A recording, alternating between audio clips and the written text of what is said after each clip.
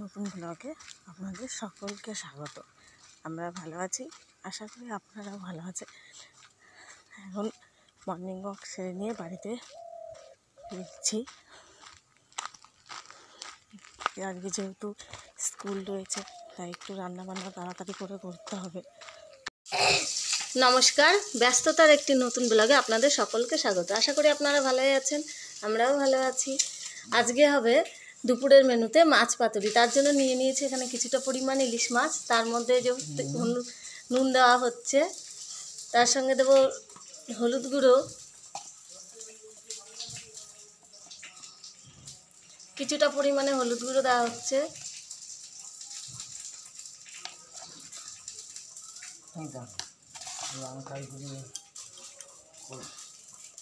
এবার দেওয়া হবে লঙ্কার গুঁড়ি যাতে একটু ঝাল ঝাল হয়।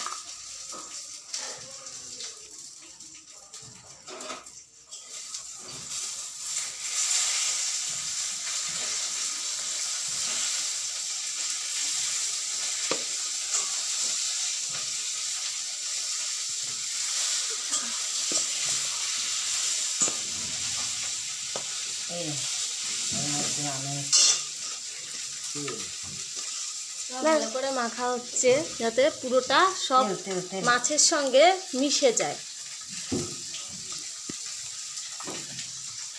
ভালো করে ধরো, খেয়াল রাখো যাতে পুরো মাছটা মাখা হয় সেইভাবে।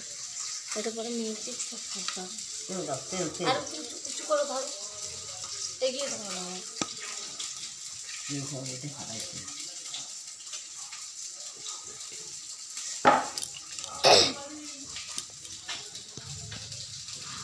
এবার কিছুটা পরিমাণে তেল দিয়ে দেওয়া হবে ভাজার জন্য। ভাজাতে তো আমরা তেল দেই, কিন্তু এই মাছটা সম্পূর্ণ কলার পাতার উপরেই ভাজা হবে। কলার পাতায় তেল মাখিয়ে নেওয়া হচ্ছে।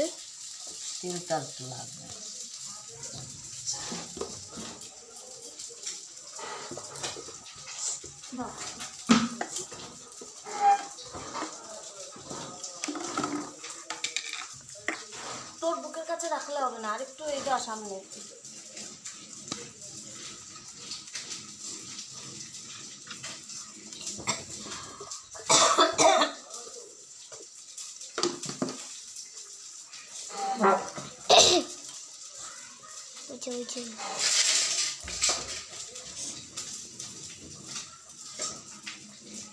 এবার সামান্য পরিমাণে তেল কলা পাতার মধ্যে, কলা পাতায় তেল মাখানো হলো।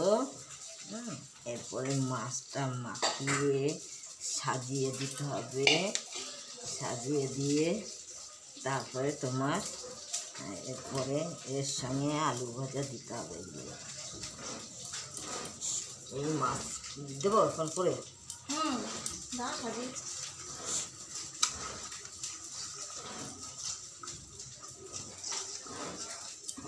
এটা বলবো, এটা ইলিশ মাছ, এর সঙ্গে কোনো কিছু চলে না। লঙ্কা দিয়েছি, হলুদ দিয়েছি, তারপরে নুন দিয়েছি। কি সুন্দর কালারটা, দেখেই তো লোভ লেগে যাচ্ছে। সাদা হয়নি, তবে তুমি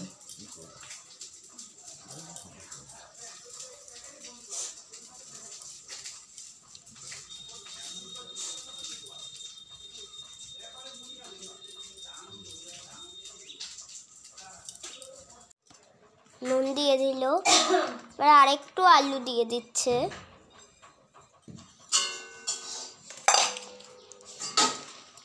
এবার ভালো করে নুনটাকে মাখিয়ে নেওয়া হবে।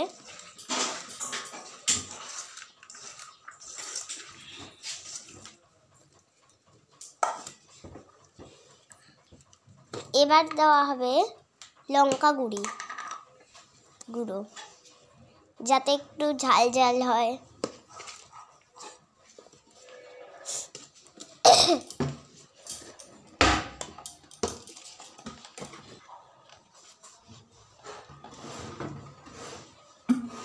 হলুদ দেওয়া হলো। এবার দেওয়া হবে তেল।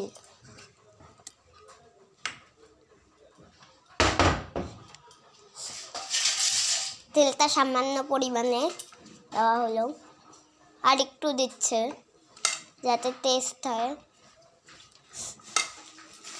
এবার ভালো করে আবার মাখিয়ে নেওয়া হবে খুব ভালো করে। খুব ভালো করে মাখিয়ে নিলাম, হলুদ দিলাম, নুন দিলাম, এরপরে কলা পাতায় দেওয়া হলো। কলা পাতায় তা দিলাম। কলা পাতায় দেওয়া হলো মাছের সঙ্গে, যাতে ভাতটা তো শুধু খাওয়া যায় না মাছ দিয়ে, তাই একটু আলু ভাজা দিয়ে দিল।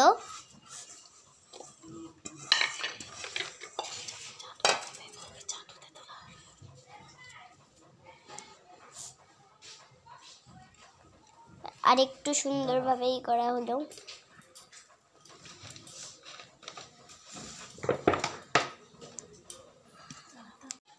তারপরে মাঝে মাঝে ফুটে উঠলে একটু ঘোরাতে হয়। চাটুতে দেওয়া হয়ে গেছে। আর তখন ব্যাস, এবার গ্যাসে এবার পাতুরিটা ভাজার জন্য এটাকে গ্যাসে দিয়ে দেবো।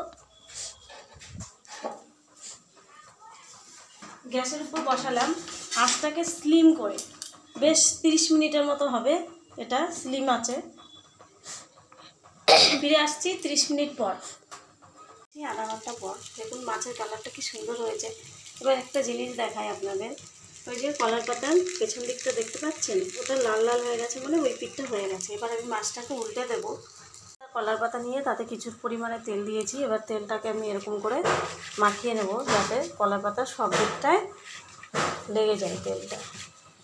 আমি নামিয়ে নেব,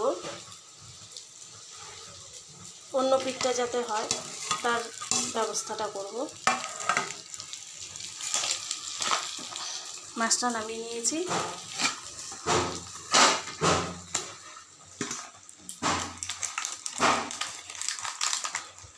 এবার আমি যে কলা পাতাটায় তেল মাখিয়েছিলাম সেইটা এই মাছটার উপরে এইভাবে দিয়ে দেবো, দিয়ে আর একটা ঢাকনা দিয়ে চাপা দেবো। চেপে আমি পুরো মাছটাকে উল্টে নেব।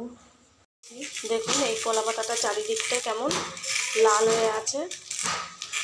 এবার আমি দেখব মাছটা কতটা কী হয়েছে।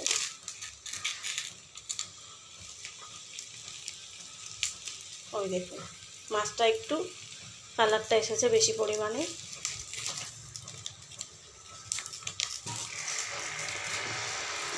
দেখুন কত সুন্দর কালার এসেছে।